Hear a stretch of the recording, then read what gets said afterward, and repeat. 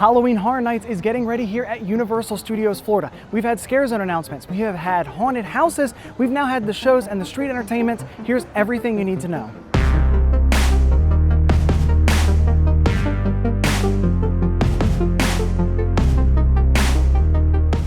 There might be cats here, but don't think that this is the cat section. In fact, here in the Hollywood area, it's expected this is going to be the Masquerade Dance with Death. This has had a lot of spooky, dancing evil like Vamp 55 and other scare zones before it, so I'm excited to see this one.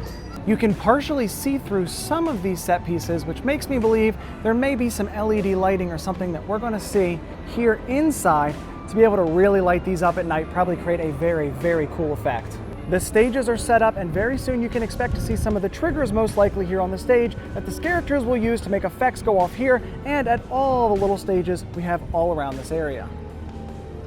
Mel's Drive-In is becoming Mel's Die-In with zombies. Now it's normal, you can see the shirt, it's very normal for them to switch out the signs here where it spells die-in, but now there's actually going to be entertainment here. And if the poster is correct, it looks like the zombies themselves have some themed milkshakes, so we might get some themed food as well. We'll have to say fans love how this sign has changed, and now we'll have to see what it's like with the zombies and street entertainment out here. Here at the Lagoon front, we're going to have something I'm so excited about. It has been years since there has been a Lagoon show. In here is going to be Haunt-a-Phonic, a ghoulish journey. If you have ever seen the Lagoon show, even not for Horror Nights, it's spectacular. So the fact that we're going to have this back, we're going to have Lagoon front entertainment, and of course, we're going to have the Fuel Girls for Nightmare Fuel all the way in the back. I love this. It adds so much energy. Because it is closing down for whatever's coming next, you will not be able to ride on Hollywood Rip Ride Rocket. I know some people hated on this ride. I personally loved it, and it felt like it was an iconic part of Halloween Horror Nights itself.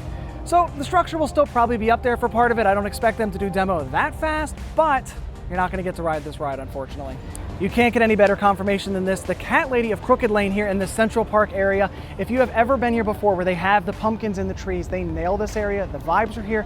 It just looks so cool. And at the end of the street, we're going to go check out where her house is.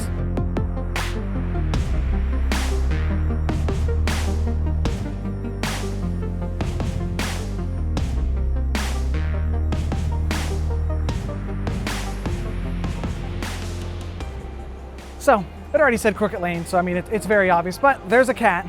If you need some more evidence, we've got cat scratches. We've got cat scratches. We've got cat scratches. So it's interesting that it's kind of confined in this spot. It might be crazy to have people walking in this specific area. Maybe this is mostly for performers. We'll have to see. It could also be that this is just sitting here right now because it hasn't officially started yet. At the end of the Catlady Scare Zone is this. It's not been confirmed yet, but I'd love that this was a catwalk. Back in the Simpsons area, we can see in the distance Fallout. Rumors suggest this large facade with the hole cut out is Doll's Let's Play Dead, and up closer, that is expected to be for Hatchet and Chain's Demon Bounty Hunters. The bridge definitely has some more work that needs to be done. Let's only hope that this makes it by the opening of Horror Nights, but that's a good amount of work. If this year is set up like recent past years, this is the exit for the Hatchet and Chains and the Doll's House, and this is the area where you enter the queue for Doll's Let's Play Dead. You should expect to enter the Hatchet and Chains queue over in the Simpsons area. Over by Men in Black is the rumored entrance for the Gulkin Monsters of the North. It is going to be the entrance for the Fallout House, and then over here, we've got the regular nighttime show with all the fire, all the dancing, all of that. It's Nightmare Fuel, Circus of Decay. Nightmare Fuel Circus of Decay will offer stunts, pyrotechnics, sexy dancers, and energizing music. We can get a glimpse of the theming, but we have to wait and see the grand stage reveal. Universal has confirmed that the Death Eaters in Diagon Alley will be returning. These fan-favorite performers can touch you, but it is rare. Just be aware, as these are the only performers that can do so, and it sometimes freaks people out who assume that no characters will come in contact with them. Due to changes in street entertainment this year, there's actually going to be a horror DJ, but it's going to be over there in the San Francisco area. So the rumor is that may be the exit for Jason Universe, one of the haunted houses. And this is just a tip. They usually always are going to have some kind of nice bar here. So if you're looking for a way to get into the shade, looking for a way to kind of escape maybe the rain, you got liquor over here on this side. It's near the waterfront. It's kind of a nice place to vibe. The exit to Fast and Furious Supercharged, one of the scariest things about this park. But don't worry about that. This is going to be Club Horror.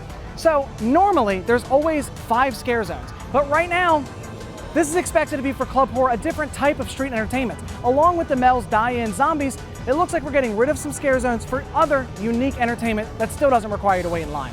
Thanks to the Halloween Horror Nights spec map, which is very helpful every single year, we've got Fast and Furious and, supposedly, the entrance to the Jason Universe haunted house. Here in New York, Mutations Toxic 20s, the scare zone. I already love the theme. It's the 1920s. We've got mutated people going throughout. Plus, this is always the biggest scare zone. They usually are going to drape stuff across the top. We might have some vehicles. The costumes could be awesome. A lot of green smoke. I'm really excited for this year. A lot of people are saying the Palace Game of Skills here near the Mummy Ride is what they're going to be doing for this year's tribute store. It's not very big, and honestly, I couldn't tell you whether it was or wasn't. I don't know. It's just a rumor right now. I don't think the spot is that big for it, but we'll have to see. Between Jimmy Fallon and this area, there's usually 3 haunted house entrances. I don't know how they're going to do this with Hollywood Rip Ride Rocket, because it's not like that's going to be finished before it opens. So what we can expect is either this is going to be busy, or they're going to have to send us through the backstage area of Jimmy Fallon and kind of finagle through the houses there where you go under Hollywood Rip Ride Rocket. Normally this would be the entrance to 2 haunted houses, and then Jimmy Fallon over here would be the entrance to another, but there's clearly a lot of construction going on there, and it's not going to finish for Hollywood Rip Ride Rocket by the time that the event starts, obviously. So we might be using this section, which is normally an exit. They might be sending more people through Jimmy Fallon. That is an operations problem to have to figure out, and they've only got a couple of weeks left. But we've got our scare zone back here again, our 1920s themed scare zone, this area here. Potentially multiple entrances over there. It's probably going to be one of the busiest areas of the entire park just due to all the Hollywood Rip Ride Rocket construction. Behind me, very soon, we're going to see back and forth, a bunch of the switchbacks for at least one, maybe multiple houses if they need to use this space, because some of the construction is still happening with Hollywood Rip Ride Rocket. Unfortunately, it is going to be closing down before the event, so you're not going to be able to go and enjoy this attraction. That being said, they usually have some of the biggest and best houses waiting in this area. Last year, my favorite, A Quiet Place, was here, and we'll have to see exactly which house this one is going to be. Behind me is the Minions, which really should not get an hour wait every day, but it does. Soon though, over an hour-long wait should be in this direction, as the rumored house is WWE. Now, at the time of filming this, it has not been confirmed. It's all but been confirmed. But normally, this is going to lead back into that next show building, and over there you've got some more queue, and then after that is your house, and then you exit right back around near Hollywood Rip Ride Rocket. The news never slows down, so just in the time we filmed and edited this, the final houses have been confirmed. WWE presents The Horrors of the Wyatt Six will be coming to the event, alongside what was assumed but is now confirmed, Five Nights at Freddy's. This rumor map is based on published offerings, but we don't know 100% where everything will be placed.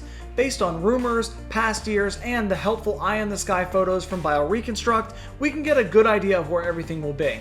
This map also shows off how established this park is. Each area has houses, entertainment, and scare zones, and this doesn't list the merchandise, food, and beverage spots. Halloween Horror Nights Orlando is so much more than just some haunted houses. It is a truly fleshed out event with a lot to explore and do. I would say it is extremely difficult, nearly impossible to do it all in a single night, especially if you're someone that wants to take in all the details and enjoy the ambience of the scare zones. We're going to learn some more information, we'll learn the exact spots, but for now, this is everything you need to know as you're getting ready to plan and visit Halloween Horror Nights here at Universal Studios Florida.